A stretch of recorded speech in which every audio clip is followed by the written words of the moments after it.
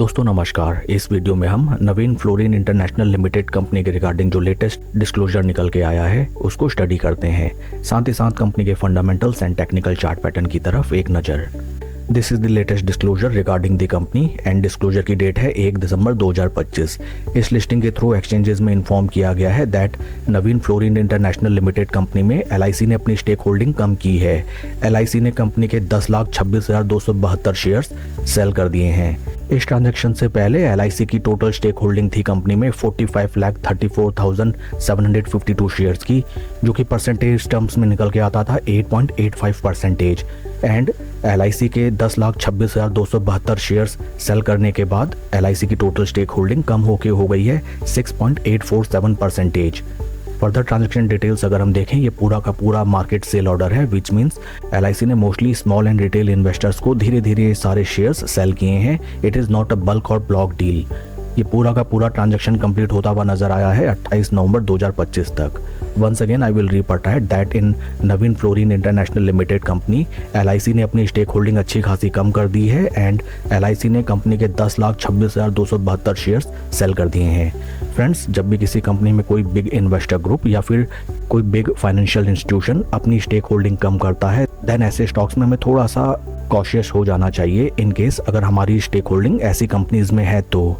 Big investor का अपनी stake holding को कम करना ऑलवेज ये रिप्रेजेंट नहीं करता है कि स्टॉक में हमें काफ़ी ज़बरदस्त गिरावट देखने के लिए मिलेगी, बट हमको ऐसी सारी कॉर्पोरेट इन्फॉर्मेशंस का मालूम होना चाहिए ताकि इन केस स्टॉक में हमें कभी कोई वीकनेस या फिर कोई स्लगिशनेस दिखे, देन टाइमली हम कोई वेल इन्फॉर्म्ड डिसीजन ले सकें।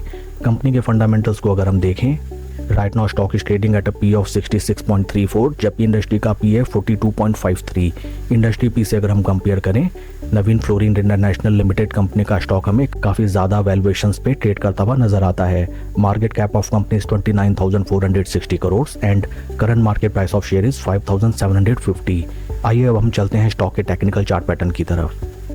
This is weekly time frame, जहाँ पे हमें नजर आता है दैट स्टॉक ने अपने पास्ट रेजिस्टेंस लेवल्स को ब्रेकआउट करके जैसे ही चलना स्टार्ट किया, स्टॉक में हमें एक तरफा जबरदस्त इंक्रीमेंट नजर आई। परसेंटेज टर्म्स में अगर हम कंपेयर करें, स्टॉक ने जैसे ही अपने 20 वीक मूविंग एवरेजेस के ऊपर चलना स्टार्ट किया, ऑलमोस्ट 36% का पॉजिटिव रिटर्न्स स्टॉक ने निकाल के दिया with in a time duration of 5 weeks. Technically speaking, right now stock अपने सभी इंपॉर्टेंट मूविंग एवरेजेस जो कि हैं 20, 50 एंड 200 वीक मूविंग एवरेजेस, तीनों के काफ़ी अच्छा खासा ऊपर ट्रेड करता हुआ नजर आता है। वॉल्यूम प्रोफाइल्स अगर हम देखें, जो कि ज़बरदस्त ट्रेंडिंग नजर आती हैं, which also reflects that right now very big action is going on. इस स्टॉक में नई पोजीशन बनाने की रणनीति ये होनी चाहिए दैट फर्स्ट ऑफ ऑल हमें फोमो में कभी कोई पोजीशन नहीं बनानी। स्टॉक इन केस आपको अपने पुराने रेजिस्टेंस लेवल्स पे सपोर्ट लेता हुआ दिखाई दे या फिर near around 20 week moving averages, at that point of time इस स्टॉक में हम स्लो स्टडी अपनी पोजीशन बना सकते हैं। सेकेंड थिंग इज दैट, जैसा कि ऑलवेज मार्केट में कहा जाता है, हमेशा सस्ते में बाय कीजिए एंड महंगे में सेल कीजिए। And right now stock is trading at its life time high price levels. तो फिर इन केस इस स्टॉक में हम अपनी पोजीशन बनाते हैं तो फिर हम बाय एट लो नहीं कर रहे हैं। इस चीज का आपको ध्यान रखना चाहिए।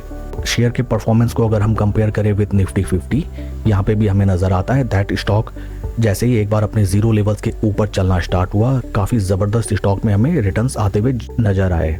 साथ ही साथ हमें इस चीज़ को भी ध्यान में रखना चाहिए कि देखिए, जो बिग प्लेयर होता है वो ऑलवेज अपना प्रॉफिट टाइमली बुक कर लेता है। स्टॉक में जैसे ही ज़बरदस्त हमें ब्रेकआउट देखने के लिए मिला, सबसे पहले LIC ने अपनी स्टेक होल्डिंग कंपनी में कम कर दी एंड अपना प्रॉफिट बुक कर लिया।